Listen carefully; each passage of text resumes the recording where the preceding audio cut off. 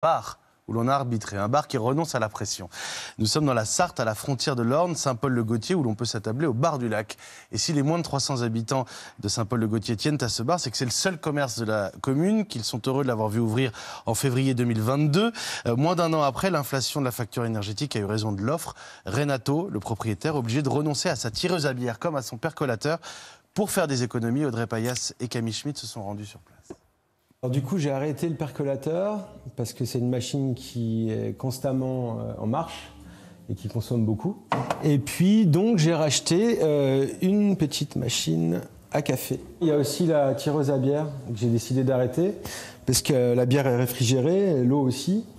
Et le réfrigérateur est pas récent, donc il consommait beaucoup aussi. Donc j'ai un panel de bouteilles à proposer à mes clients maintenant. J'ai augmenté un peu la bière de 20 centimes, et les alcools forts aussi de 50 centimes. Et puis en restauration, j'ai augmenté de 50 centimes les ardoises charcuterie, fromage. Et ça permet de souffler un petit peu? Ça permet de faire un tout petit peu plus de marge, oui.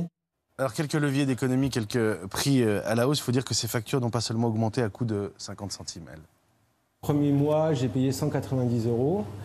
Et puis le mois d'avril 256, mai 344, jusqu'à 400 € en juin.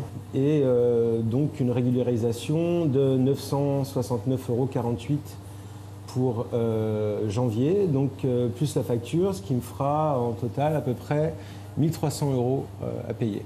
J'ai pas un gros chiffre d'affaires, moi je me tire pas de salaire depuis que j'ai commencé. C'est une profonde injustice, parce que c'est pas justifié. Enfin, je suis dans un pays qui est quand même réputé pour ses centrales nucléaires notamment, et je pensais pas qu'on allait être impacté à ce point-là. Voilà. Gabriel Attal, quand on voit les boulangers un peu plus tôt ou d'autres professions impactées par la conjoncture, est-ce que vous craignez de les voir rejoindre des cortèges de manifestants, que les colères s'agglomèrent ? Vous savez, ce n'est pas une question de manifestation. Notre enjeu, c'est de leur permettre de tenir et de faire face à une augmentation des prix. Sur les boulangers, on a annoncé des mesures très fortes. Mes collègues Bruno Le Maire, Olivia Grégoire. La difficulté, c'est qu'ils n'ont pas encore tous renégocié leur contrat.